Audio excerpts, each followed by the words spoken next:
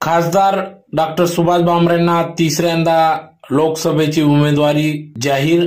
धुळ्यात भाजप पदाधिकाऱ्यांच्या वतीने एकच जल्लोष।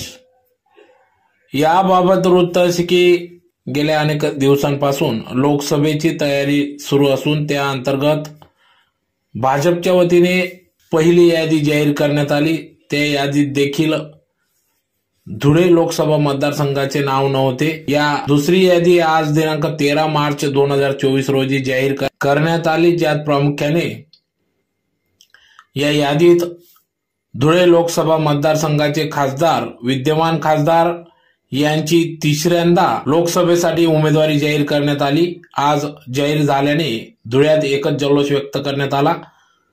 धुळे महानगर प्रमुख गजेंद्र अंपडकर यांच्या कार्यालयासमोर आज भव्य स्वरूपात ढोल ताशांच्या डीजेच्या गजरात नाचत गाजत फटाक्यांची आतिषबाजी करत या ठिकाणी जल्लोष साजरा करण्यात आला।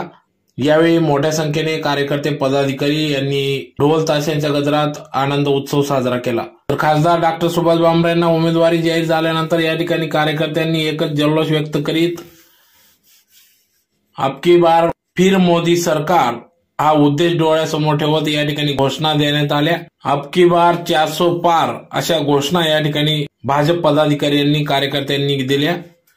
तर अतिशय ढोल ताशांच्या गजरात सदर खासदार डॉक्टर सुभाष भामरे यांना लोकसभेची उमेदवारी जाहीर होताच या ठिकाणी जल्लोष साजरा करण्यात आला। यावेळी महानगर प्रमुख गजेंद्र अंपडकर, माजी महापौर प्रदीप नाना करपे, माजी महापौर चंदूबापू सोनार, माजी महापौर जयश्रीताई अहिरराव, माजी महापौर प्रतिभाताई चौधरी, ओबीसी मोर्चा प्रदेश उपाध्यक्ष इरावणप्पा गवडी, महानगर सरचिटणीस यशवंत येवलेकर, संदीप बैसाने, भारती माडी, चेतन मंडोरे, जिल्हा प्रवक्ते श्याम पाटील, सोशल मीडिया प्रमुख पवन जाजू, जिल्हा उपाध्यक्ष ॲडव्होकेट किशोर जाधव, सूरज चौधरी, जयंत वानखेडकर, चिटणीस सुनील कपिल, किरण रणमडे, प्रथमेश गांधी, युवा मोर्चा महानगर अध्यक्ष आकाश परदेशी, राहुल गांधी, महिला मोर्चा अध्यक्षा वैशालीताई शिरसाट, माजी उपमहापौर कल्याणीताई अंपडकर, मंडळ अध्यक्ष अरुण पवार, सुबोध पाटील, ईश्वर पाटील, युवा मोर्चा सरचिटणीस पंकज दात्रक, रंजना सोनार, वैद्यकीय आघाडी अध्यक्ष